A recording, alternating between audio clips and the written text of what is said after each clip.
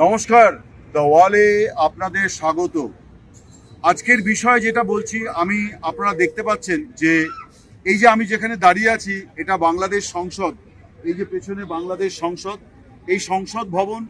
এই সংসদ ভবনে কারা সংখ্যাগরিষ্ঠতা পাবে, কারা বাংলাদেশে আগামী দিনে সরকার পরিচালনা করবে, সেটা নির্ধারণের জন্য আগামীকাল বৃহস্পতিবার বাংলাদেশের ত্রয়োদশ সংসদ নির্বাচন হতে যাচ্ছে। তার জন্য ভোট গ্রহণ করা হবে। এই নির্বাচনের সঙ্গে আরও একটি ভোট হচ্ছে, সেটিকে বলা হচ্ছে গণভোট। অর্থাৎ অনেক দিন পর বাংলাদেশের মানুষ একদিনই বুথে গিয়ে দুটি ব্যালটে ভোট দেবেন। একটি ব্যালটের বিষয় হচ্ছে যে সেখানে সরকার নির্বাচনের জন্য ভোট দেওয়া হবে। আরেকটি ব্যালটের বিষয় হবে হচ্ছে যে বাংলাদেশের আগামী দিনে তাদের যে সংবিধান এবং তাদের যে প্রশাসন, নির্বাচন কমিশন, পুলিশ প্রশাসন, এই সব কিছুতে যে প্রভূত পরিবর্তন আনার জন্যে যে সংস্কার কমিশনগুলির সুপারিশ, সেগুলি বাস্তবায়নের পক্ষে মানুষ হ্যাঁ অথবা না এই দুটি বাক্সে টিক মারার মধ্য দিয়ে তারা তাদের রায় দেবেন। এই নির্বাচনে মোহাম্মদ ইউনূস, যিনি প্রধান উপদেষ্টা, তার তো নির্বাচনে অংশ নেওয়ার কোনো অবকাশ নেই, কারণ তিনি একজন নির্দলীয় ব্যক্তি, তিনি নোবেল বিজয়ী অর্থনীতিবিদ। তিনি একটা বিশেষ পরিস্থিতিতে বাংলাদেশে সরকার পরিচালনার দায়িত্ব পেয়েছেন। মঙ্গলবার রাতে জাতির উদ্দেশ্যে ভাষণে মোহাম্মদ ইউনূস ঘোষণা করেছেন যে নির্বাচন হয়ে যাওয়ার পর যত দ্রুত সম্ভব তিনি নির্বাচিত সরকারের হাতে ক্ষমতা হস্তান্তর করবেন। ফলে এই নির্বাচনের সঙ্গে মোহাম্মদ ইউনূসের ব্যক্তিগতভাবে কোনো সম্পর্ক নেই, কারণ তিনি রাজনীতির মানুষ নন। কিন্তু গণভোট কিন্তু মোহাম্মদ ইউনূসের জন্য একটা নির্বাচন, যেখানে মোহাম্মদ ইউনূসও বলতে গেলে প্রার্থী। তার কারণ তার এই যে 18 মাসের সরকার, এই সরকার যে সংস্কারগুলি করতে চেয়েছে সেগুলি কিন্তু তাদের পক্ষে এবং বিপক্ষে মানুষ রায় দেবেন। ফলে এই যে জাতীয় সংসদ আপনারা দেখছেন, এই সংসদেরও কিন্তু একটা চরিত্র বদল হবে। এখানে 300 আসন আছে, সেই আসন সংখ্যা বেড়ে হবে 400। এছাড়া ভারতের মতো এখানেও কিন্তু একটি উচ্চ কক্ষ থাকবে। এখন শুধুমাত্র এটা কিন্তু বাংলাদেশের নিম্ন কক্ষ বলা বা উচ্চপক্ষ কোনোটাই নয়। এই যে সংসদ, এই সংসদ হয়ে যাবে নিম্ন কক্ষ। এই সংসদের মধ্যেই থাকবে উচ্চ কক্ষ। যেমন ভারতের সংসদ ভবনে আছে রাজ্যসভা, লোকসভা। এই যে সংস্কার, এই সংস্কারটা হবে কি হবে না, দেন প্রধানমন্ত্রী, যিনি এই সংসদের নেতা হবেন এবং সরকারের মুখ্য পরিচালক হবেন, সরকার প্রধান হবেন, তার ক্ষমতাও কিন্তু আগামী দিনে অনেকটা হ্রাস পাবে। এমনকি যিনি প্রধানমন্ত্রী হবেন তিনি টানা দুবারের বেশি প্রধানমন্ত্রী হতে পারবেন না, এটাও সংস্কার কর্মসূচির মধ্যে আছে।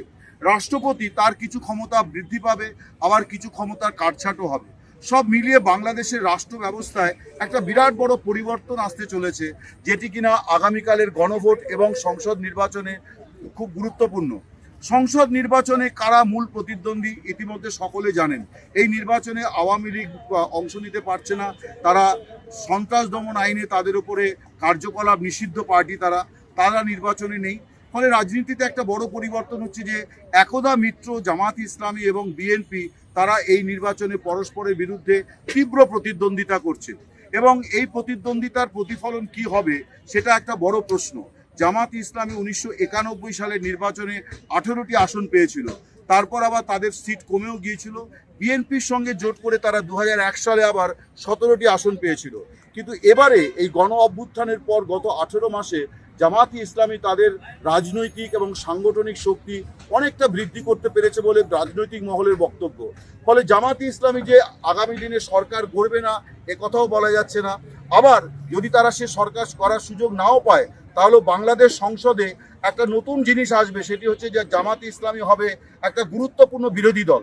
ফলে বিরোধী দল যখন শক্তিশালী হবে তখন সরকারকে চলতে হবে কিন্তু বিরোধী দলের মর্জি বা তাদের প্রস্তাব, তাদের আপত্তি, এগুলিকে বিবেচনায় রেখে।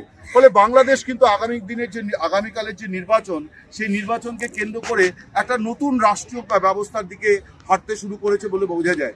এবং যারা দীর্ঘদিন ধরে বাংলাদেশ শাসন করেছে সেই দলটি, অর্থাৎ আওয়ামী লীগ শূন্য একটি সংসদ কিন্তু হতে যাচ্ছে, যেটা নির্ধারণ হবে আগামীকালের ভোটে।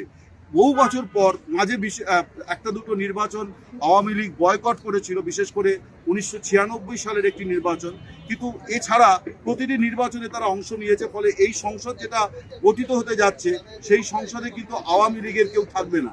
অনেকে বলছেন যে মুক্তিযুদ্ধের সংগঠক পার্টি তারা নির্বাচনে নেই, তারা সংসদে থাকবে না, এটা একটা রাজনীতির আলোচ্য বিষয়।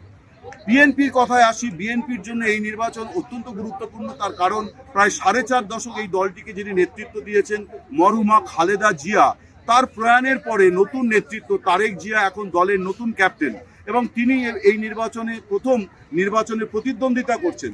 বিএনপির তিনি হচ্ছেন প্রধানমন্ত্রী পদপ্রার্থী। বিভিন্ন সমীক্ষাতে বলা হচ্ছে যে বিএনপি ক্ষমতায় আসছে এবং তারেক জিয়া প্রধানমন্ত্রী হিসাবে অধিকাংশ মানুষের পছন্দের প্রার্থী, এটাও বলা হচ্ছে।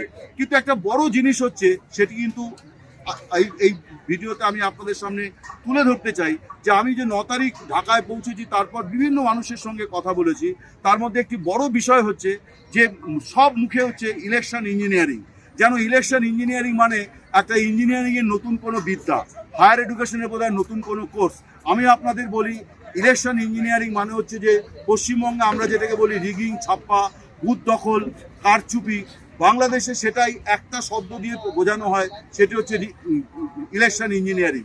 এই ইলেকশন ইঞ্জিনিয়ারিংটা কোন দল সবচেয়ে ভালো করবে, তাদের নির্বাচনী ভাগ্য নির্ভর করবে তার উপরে। এটা কিন্তু মানে 8 থেকে 80 সকলেই বলছেন এবং এই ব্যাপারে সংগঠন সবচেয়ে বেশি যাদের জোরালো, তারা সবসময় এই ব্যাপারে এগিয়ে থাকে।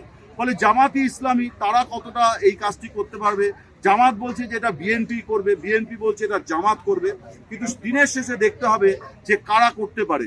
কিন্তু আগামীকালের নির্বাচন অনেক ব্যাপারেই যে তার যে নতুন বৈশিষ্ট্য, সেই বৈশিষ্ট্যগুলি আমরা আপনাদের বললাম যে এই নির্বাচনে শুধু একটি সরকার গড়ার নির্বাচন নয়, এই নির্বাচনে একটি গণভোট, যে গণভোট থেকে বাংলাদেশ নতুন দিকে হাঁটতে পারে, বাংলাদেশ বদলে যেতে পারে।